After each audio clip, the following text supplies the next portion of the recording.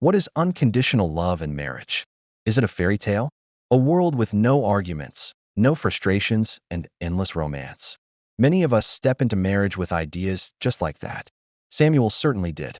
When he married Ruth, he pictured a life of constant harmony. He believed unconditional love meant never getting angry, never disagreeing, and always feeling that spark of romance. But as anyone who's been married knows, real life has a way of teaching us lessons we didn't expect to learn. The first big test for Samuel and Ruth arrived unexpectedly. Samuel lost his job. It was a huge blow, not just to their finances, but to his very sense of self. Before the money started to run out, his confidence completely vanished. The man Ruth married, once so vibrant and sure of himself, became quiet, withdrawn, and easily irritated. He'd snap at small things and retreat into a shell. It was a difficult, painful time for both of them. Now, here's where the real meaning of unconditional love started to show itself. Ruth didn't just excuse his bad behavior. She didn't pretend his sharp words didn't hurt. But she also didn't abandon him. She didn't walk away when he was at his lowest. Instead, she chose to stay. She spoke with honesty when he was wrong, gently calling him out on his harshness. But she also stayed present when he was at his weakest, offering a quiet strength he couldn't find in himself. Her love wasn't dependent on his job title, his income, or his unwavering confidence. Her love was a commitment, a choice she made every single day, even when it was hard. She showed him that her love didn't have conditions tied to his success. It was a powerful lesson, one that would anchor their marriage for years to come. Of course, marriage is a two-way street, and life has a way of balancing things out. A few years later, it was Ruth's turn to struggle. After the birth of their second child, she was completely overwhelmed.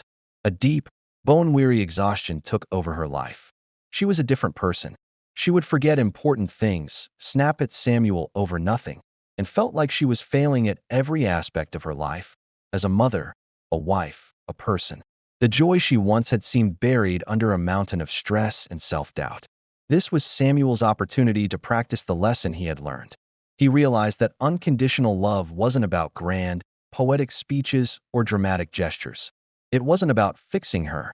It was about showing up in the small, everyday moments. It was about washing the mountain of dishes without being asked. It was taking the crying baby in the middle of the night so she could get a few precious hours of uninterrupted sleep. And most importantly, it was about reminding her, over and over and over again, that she was still the woman he loved. He reminded her that her worth hadn't changed just because she was struggling. Her value wasn't measured by her energy levels or her ability to juggle everything perfectly. His love was his actions, his quiet support, and his consistent presence. So let's be clear about what unconditional love is not. It's not about tolerating disrespect or harmful behavior. It's not about staying silent when something is wrong. Samuel and Ruth still disagreed. They still had arguments and had to correct each other. Having boundaries and demanding respect are essential parts of a healthy relationship. Unconditional love doesn't mean you become a doormat.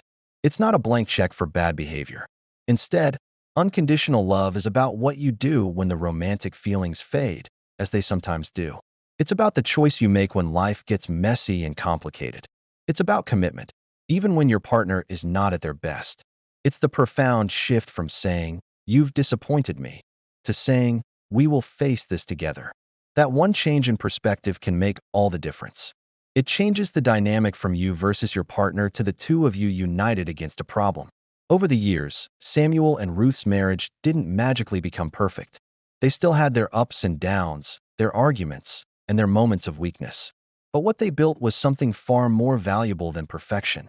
They built a safe space. Their marriage became a sanctuary. Both of them knew, deep in their bones, that they could fail. They could make mistakes, show their weaknesses, struggle, and even fall flat on their faces, without the terrifying fear of being abandoned or discarded.